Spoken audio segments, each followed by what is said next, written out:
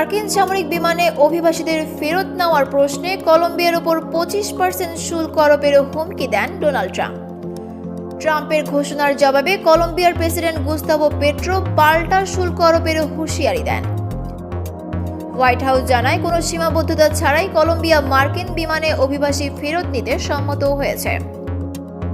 মার্কিন কলম্বিয়া অভিবাসন ইস্যুতে উত্তেজনার মধ্যে ট্রাম্প ভিসা নিষেধাজ্ঞারও হুমকি দেন।